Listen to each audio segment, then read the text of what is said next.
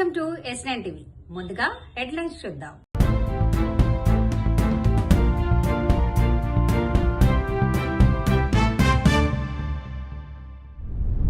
కార్మికుల పెండింగ్ వేతనాలు వెంటనే చెల్లించాలి. మంగ్లీ బాధితులకు వెంటనే న్యాయం చేయాలి. వీధి కుక్కల రక్తంతో వ్యాపారం చేస్తున్న వారిపై చర్యలు తీసుకోండి. పీజేఆర్ పేరున అవార్డు ప్రకటించడం హర్షణీయం. హాయ్ అండి, నా పేరు రావు బాలకృష్ణ హరిణి.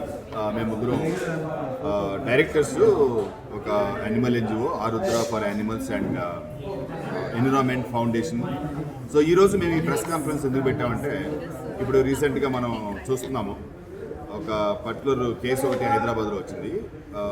డాగ్స్ తీసుకెళ్ళేసి క్లినిక్లో పెట్టేసి అక్రమంగా దాని బ్లడ్ తీసుకొని అమ్ముతున్నారు వేరే క్లినిక్స్కి, వేరే డాగ్స్ ఎక్కించడానికి, వేరే కార్పొరేట్ హాస్పిటల్స్, వేరే వెటనరీ క్లినిక్స్కి వీటన్నిటికి అమ్ముతున్నారని చెప్పేసి ఈ అలిగేషన్స్ వచ్చిన సందర్భంలో మేము ఈ ప్రెస్ కాన్ఫరెన్స్ పెట్టాము. మా దగ్గర ఉన్న ఎవిడెన్సెస్ ఏవైతే ఉన్నాయో అవి ప్రజెంట్ చేశాము. యానిమల్ హస్బెండరీ డిపార్ట్మెంట్ వాళ్ళు ఆల్రెడీ ఇన్వెస్టిగేషన్ చేస్తున్నారు. స్టేట్ గవర్నమెంట్ నిజాలన్నీ బయటకు వచ్చిన తర్వాత చట్టం తన పని తను చేసుకుంటూ పోతుంది. ఇన్ కేసు అది నిజమని తెలిస్తే కనుక ఆ వెటనరీ క్లినిక్ని ఇమీడియట్గా క్లోజ్ చేసేసి వాళ్ళ లైసెన్స్ని క్యాన్సిల్ చేసి గవర్నమెంట్ ఉన్న చట్టాల ప్రకారం వాళ్ళని జైలుకి పంపించాలి అని మేము డిమాండ్ చేస్తున్నాము. ఇది ఒక కనువిప్పు. మిగతా ఎవరైతే వెటనరీ క్లినిక్స్ అయితే ఉన్నారో, వెటనరీ డాక్టర్స్, వెటనరీ క్లినిక్స్ అయితే ఉన్నారో వాళ్ళందరికీ నా రిక్వెస్ట్, దయచేసి మీరు జంతువుల మీద బ్రతకొద్దు. జంతువుల్ని ప్రేమగా చూడండి. జంతువుల్ని టార్గెట్ చేసుకొని మీ ఇన్కమ్గా చేసుకోవద్దు. భగవంతుడు అనేవాడు ఉన్నాడు. జంతువులకి జాలి చూపించండి, జాలితో ట్రీట్మెంట్ చేయండి. బయట అనాథలుగా తిరుగుతున్న ఈ కమ్యూనిటీ డాగ్స్ కానీ, క్యాటిల్స్ కానీ వీటన్నిటికీ మీకు చేతనైతే తక్కువ కాస్ట్లో, తక్కువ ప్రైస్లో మీరు వాటికి ట్రీట్మెంట్ చేయడానికి ట్రై చేయండి.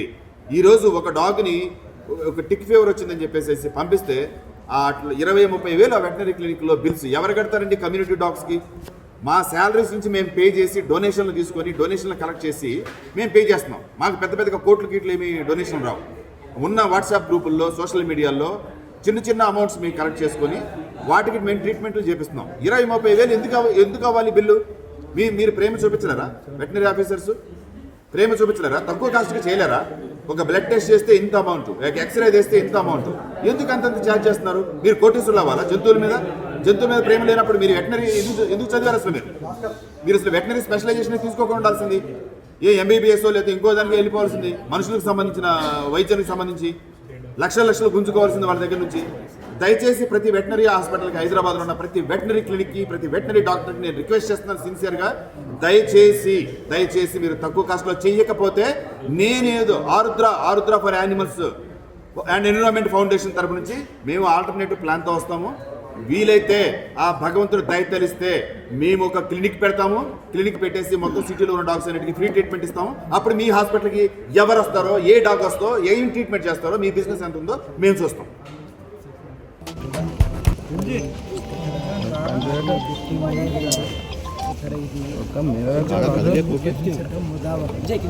మన దగ్గర పనిచేసే కార్మికులందరూ, దీంట్లో బస్తీలో పనిచేసే వాళ్ళందరూ కూడా దీంట్లో భాగస్వాములు ఉన్నారు.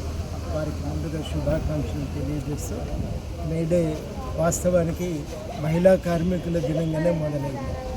మొట్టమొదటి జరిగిన పోరాటాలన్నీ మహిళా కార్మికులకు కూడా సమాన అవకాశాలు, వాళ్ళ మీద కూడా విపరీతమైన శ్రమ దోపిడీని నుంచి వాళ్ళని కాపాడే లక్ష్యంతో ప్రారంభమై ఆ తర్వాత అది కార్మికులందరి దినంగా అది పరిణామం చెంది చివరికి ఇవాళ ప్రపంచంలో అంతటా కూడా కార్మికులు తమ హక్కుల కోసం, తమ హక్కుల పరిరక్షణ కోసం మేడే జరుపుకుంటా ఉన్నారు. మేడే సందర్భంగా ఇవాళ మరి కార్మికులకు శుభాకాంక్షలు తెలియజేయటమే కాదు, ఈ మేడే కార్మికుల యొక్క వాళ్ళ శ్రమ విలువను తెలియజేస్తాయి. మేడే అనేది కార్మికుల హక్కులకు గుర్తుగా మిగిలి ఇప్పటికీ. ఇవాళ ఈ మేడే సందర్భంగా మనం కోరేది ఒకటే, మరి చాలా వరకు మన దగ్గర ఉన్న కార్మికుల జీతాలు పెండింగ్లో ఉంటాయి. కనీస వేతనాల జీవో కూడా ఇంకా సవరణ జరగలేదు. అతి త్వరలో ఆ జీవోను కూడా సవరించి కార్మికులందరికీ న్యాయం చేయాలని ఈ సందర్భంగా కోరుతున్నాను. మేడే సందర్భంగా PGR lifetime achievement award announce చేసిన ఇందుకు తెలంగాణ ప్రభుత్వం తరఫున అనౌన్స్మెంట్ అయినందుకు మన లేబర్ మినిస్టర్ వివేక్ అన్న గారికి, అదేవిధంగా మన ప్రియతమ ముఖ్యమంత్రి రేవంత్ రెడ్డి గారికి హృదయపూర్వక ధన్యవాదాలు. ఒక అంచెలంచెలుగా ఒక కార్మికుడిగా అంచెలంచెలుగా ఎదిగి సిఎల్పి లీడర్ వరకు ఎదిగిన నాయకుడు పీజీఆర్ గారు ఆయన జీవితంలో చేసిన ఎన్నో సేవలు కార్మిక లోకానికి ఒక ఎగ్జాంపుల్స్ లెక్క ఉండిపోయినాయి. అవి రాబోయే తరానికి ఒక దిక్సూచిగా ఉండాలనే ఉద్దేశంతో ఆయన చేసిన సేవలన్నీ కూడా స్ఫూర్తిగా తీసుకొని ముందుకు వెళ్ళడానికి ఈ లైఫ్ టైమ్ అచీవ్మెంట్ అవార్డు చాలా ఉపయోగపడుతుందని మేము అనుకుంటున్నాము. దాన్ని బేస్ చేసుకునే రాములు నాయక్ గారు మేము రిప్రజెంటేషన్ ఇస్తే ఇమీడియట్గా ముఖ్యమంత్రి గారు, లేబర్ మినిస్టర్ గారు స్పందించి ఈసారి టైం షార్ట్ ఉంది కాబట్టి ఈ ఇయర్కి అనౌన్స్మెంట్ చేసి నెక్స్ట్ ఇయర్ నుంచి చాలా పెద్ద ఎత్తున ఈ PGR lifetime achievement award కార్మిక లోకంలో మంచి ఫలితాలని వాళ్ళ కష్టాలు చేసిన పర్ఫార్మెన్స్ చేసిన వాళ్ళకు ఇవ్వడానికి డిసైడ్ చేశారు. కాబట్టి నేను వాళ్ళకి నా హృదయపూర్వక ధన్యవాదాలు తెలియజేస్తున్నాను. ఏమైతే అంటున్నానో ఇవాళ బాధితులు ఎవరెవరైతున్నారో మేము ₹1 ఇచ్చినాం, 2 కోట్లు, 4 కోట్లు ఎక్కడెక్కడ అంటే ఇక బాధితుడు కూడా మా పక్కనే ఉన్నాడు. ఇవాళ ఆ ఊర్లలో వెళ్ళండి, ప్రతి ఇంటి పైన లోను, ప్రతి పొలం పైన లోను, వాళ్ళ మెడలో ఉన్న బంగారం కూడా అమ్మివేసి కూడా ఇవాళ వాళ్ళు వీళ్ళకి ఇవ్వడం జరిగింది. నేను చాలా క్లియర్గా చెప్తున్నాను, పంట పండించిన డబ్బులు కూడా ఇలా ఈ ఏజెంట్లకు మోసపోయి అదేవిధంగా వీళ్ళ చుట్టాల దగ్గరికి వెళ్ళి, వీళ్ళ అక్కల దగ్గరికి వెళ్ళి, మిగతా వాళ్ళ దగ్గరికి వెళ్ళి అంటే ₹10 ఇక్కడ నుంచి వస్తున్నాయి కదా, ₹15 ఇక్కడ నుంచి వస్తున్నాయి కదా అని చెప్పి వాళ్ళ దగ్గర నుంచి ₹4, ₹5 వడ్డీ తీసుకొని వచ్చిండ్రు. నిజంగా ఇది చాలా బాధాకరం. మొన్నటి పాల్తీయ రమేష్ కూడా ఈ విధంగానే చనిపోయాడు. మంగ్లీ ఆయన ఏమన్నది, తను చనిపోయినందుకు బాధాకరం అన్నది. కానీ మరి మీరు ఆ తండాలకు వెళ్ళండి, పోలీసులకు సహకరించండి. ఎవరెవరి అకౌంట్ ఎక్కడికైతే వెళ్ళినాయో అన్ని రికవర్ చేసుకోవచ్చు కదా. GPS సిస్టంలు వచ్చినాయి, అన్నీ వచ్చినాయి. ఇప్పటికైనా ఈ దొంగ మాటలు ఆపండి దయచేసి. మీకు చేతులైతే దండం పెడుతున్నాను. ఎవరెవరైతే డబ్బులు ఇచ్చారో ప్రెజర్ చేయకండి. వాళ్ళ ప్రెజర్ వల్ల చనిపోతున్నారు, హార్ట్ అటాక్లు వస్తున్నాయి, డబ్బులు ఎట్లా కట్టాలి. వాళ్ళ పరిస్థితి చూస్తే మొన్న దయానీయ స్థితిలో ఉన్నారు. తినడానికి కూడా తిండి కూడా కరెక్ట్ లేవు. కేవలం వాళ్ళు ఉన్న బట్టలతో మాత్రమే ఉన్నారు. దయచేసి పోలీసు మిత్రులు మీకు అందరూ సహకరిస్తున్నారు. నిజాలు బయటికి రాబోతున్నాయి. ఇవాళ 2 రాష్ట్ర ప్రభుత్వాలు కూడా కదులుతున్నాయని తెలియజేసుకుంటూ ఇప్పటికైనా బాధితుల పక్షాన నిలబడండి అంటూ కొన్ని సంఘాలకు చెప్తున్నాను. పోలీసు మిత్రులకు ప్రత్యేకత ధన్యవాదాలు తెలియజేస్తున్నాయి.